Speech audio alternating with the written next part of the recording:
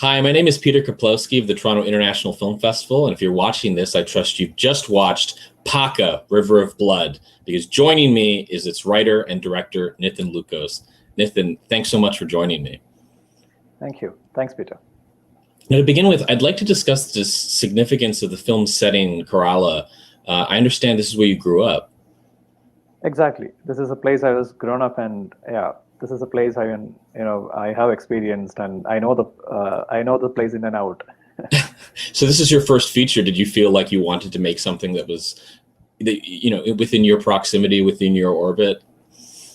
Exactly. When I was I just got out from FTI, Indian Film School. Then I continued working as a sound designer for almost 6-7 years, and I always wanted to make my own films, to write and direct. So when I wanted to make one, I decided to come back to my hometown where I was grown up, where I know the culture and language and people very well. And I started recollecting the stories from my place, and started writing the script. Now, you mentioned that you have a experience as a sound designer, and that was the thing that really struck me almost immediately about this film was the use of sound, specifically the use of music, which I thought was very original, but also the radio and the television broadcasts that play in the background. There's a really great repeated moment where you hear WWE wrestling and commentary and The Undertaker. I'd love for you to speak a bit more about that decision. Yeah, I think WWE is something which we all used to see on television, and I just want to place it. And Undertaker is someone who influenced me also as a child when I was growing up. And the guy who is coming back from jail, who is called as Goliath, he is someone you can compare him with Undertaker. Mm-hmm. And I thought maybe an Undertaker connection to an interior village might make sense when I don't know that juxtaposition that I thought that will work, and I just attempted to do something. And with other sounds also, the radio sounds, and so there is an old man who is sitting at the other side of the river. So I mean, it can be interpreted in many ways who that guy is. Like for me, he's a god. He's the god who is listening to who has access to everything from the world, and he's watching the village as a miniature of the entire world where the violence is still keep on happening. Yeah, there's that one moment in the film where you hear a very specific broadcast that's being played that's sort of speaking to world conflicts. I couldn't make out exactly, which conflict was being discussed. Does that matter? Was it a specific conflict that is being described? It is a war, and it's about a border and war happening between two countries, and that is like in the exterior world that is happening. And this village is a miniature of the whole world outside. That's how I wanted to place that with the character, being there, sitting and listening everything around the world, and he sees this village and people doing the similar kind of murder and violence. Yeah, it was important for you to tell the story too from a new generation rather than like the origin of this conflict. Can you speak a bit to, I guess, developing the family history and how much you've thought out exactly how all these conflicts began? Yeah, this is actually started from my grandmother's stories, which she told me as a child, and their migration from South Kerala to North Kerala, where Wayanad the story is happening. Wayanad is a hill station where people migrated, especially that Christian migrants. They came, they were farmers, and they were struggling for making a life in 1950s and 60s, just after Indian independence. They came on this migration, and she told me a lot of stories about their struggle to live, their struggle to survive. And when I was making the film, the kind of violence which was happening in that place, the people used to kill each other. People used to kill and dump their dead bodies in the river. And this river is an original river where people die every year. And so I see it as as a child, and there is one man who takes out the dead bodies, who is Jose. Like he's a real man who takes out dead bodies from the river. That wasn't an actor. That was truly just that's his job in the community. Exactly. That's his job, and he does that. And he's the only one who can do that in the village. Yeah, well, that's what I thought was really interesting too, the specificity of those community jobs and the fact that there's like another town that has their own Tiger Johnny. Like, I thought that was really neat. You really build a world there. You mentioned your grandmother, and I have to say, this movie has such a fearsome grandmother in it. Like, and the decision to never quite show her, I thought was so interesting. Could you describe sort of your reasoning for why you didn't want to show the actress? Yeah, that's my grandmother who acted as the grandmother. Really? Yeah. because she used to tell me a lot of stories, and I want her to be the actor, and she has a specific kind of a voice. And we shot her face, and we had her face being shown when Pachi kills her, and the pillow is being removed. Yeah. But on a later edit, we decided not to show her because she doesn't look like a monster. I want the character to be a monster. Like, if you show her, then I think the audience won't. Maybe they'll disconnect from that monster image. So I thought, let's not show her. I also thought what I found was interesting is that when you first, by not seeing her at first, she appears to be sort of a pathetic and sad and sick character, and there's a lot of vulnerability there. But then as she begins to tell her stories and what she's done with her life, it's really is a shocking moment. Yeah. Yes. And some stories are like real stories from my grandmother, and some are fiction. So basically, the whole thing is a careful blend of reality and fiction, which I figured out from my plays. Well, I would hope that some of it is fiction, because it's a terrible cycle of revenge and violence, but it's also, the film is never gratuitous. You never get to the violence is never explicit, and that must have been an important consideration and decision for you. Yeah, the violence never ends. That is something which before Kochepu, the Goliath character, he's coming. He was in jail, so almost 13 to 15 years. So he was in jail. So there was no violence. Nothing was happening.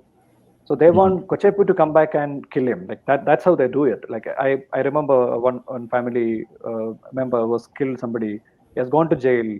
So in India, the life imprisonment is almost 12 to 13 years. So when they come back, so they killed this guy. Like, they were waiting for this guy to come back and kill him. So that is a story which I adapted to my story, when Goliath is coming back and they are starting revenge again. And then again, it never ends. Towards the end, there is Johnny is alive, but there are other two. No, I know it does. Yeah, like it's just going to the board has been reset, but now there are new players, and the story will unfortunately continue.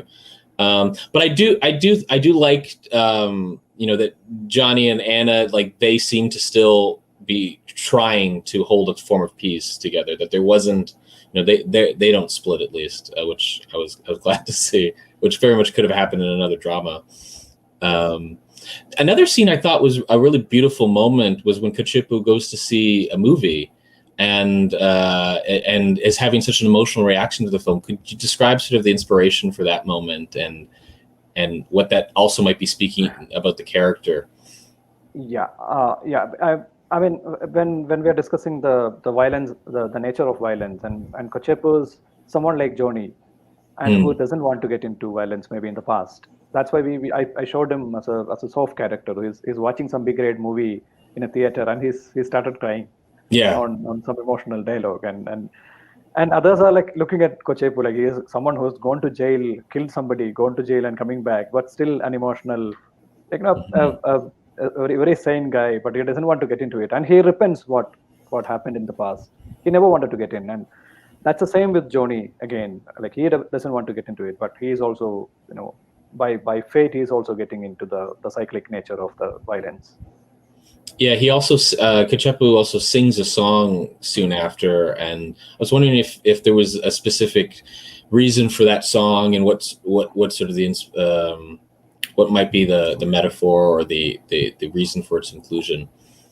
Kochepu is coming back to life, and he's trying to catch up with the life in the village, and he's saying about the moon and the relationship between moon and the night, and he compares it with a boy or a man and a woman, something like that, and because he just was going to meet a woman, maybe he hasn't seen a woman for long, like almost he was in jail almost 13-14 years. He's coming back, so he thinks he's back to life and he's starting living a life. So there's a hope that maybe Kochepu will live long, but soon after that, like he died. Yeah. Now he's such a wonderful character. What was the casting process like for this film in terms of finding your actors? Casting was 90% of them were from the village. They were non-actors. They were never acted in films before. And Johnny, Anna, Joy, and Tankan, they were professional actors from the industry, from Malayalam. Basically, they were friends who decided to cooperate to the project, and so we got the actors from the village. So when I was writing it, I was writing looking at the characters and actors and the location, because I had people in front of me when I was writing characters, because Jose was a real guy. And Kochepu's character, this who played the character, he used to be my theater teacher in my school, in my school, and he's a theater actor. And looking at him, I developed that character who's coming back from jail, Goliath, who's a giant guy, but now he's coming back as a lean guy. And my grandmother character was there, and Pachi is my cousin, the boy who played the character. I mean, he's also a theater actor, but no one acted in films before. But many of them are from the village, and we casted them, and we have given a workshop with them almost for 2 months. We did workshop with actors. Yeah, I was going to ask about your process in working with non-professionals. If there's a technique or a philosophy that you like to apply to capturing performances. The performances are terrific in this film. They're really, really outstanding. Thank you. This is we did a film called Tithi, which was in Locarno, which was in 2015. Tithi, I was a sound designer of Tithi. That was my first film. So in that film, we had that process of taking actors from a village and train them to act. So I saw the process. So and there's a lot of I think European films also has tried this in Dogma 95, and in many movements people started doing experiments with non-actors. I think a lot of directors do. Pedro Costa, a lot of directors are still doing it. I mean, Nasser Farhadi. So I'm sure that a non-actor, if you're training them well, and if they get the character, they will do the best. I mean, they don't have an inhibition of an actor. They won't have. Well, I agree as well, in the sense that I always love it when I watch an artist or a creative who hasn't been taught any of the rules. So they don't know which ones to break and which ones to uphold. And then you get really interesting decisions that often are more real or authentic. So. Yes. You just have to take more takes, and just have to push them to get what you want to get. And there was an acting junior from my film school, Suraj. He really helped me to train them, because he knows how to train actors. And we spent almost 2 months to do the process. And then I think it was an experiment, but I think we got good performances from actors. Was there a especially challenging scene?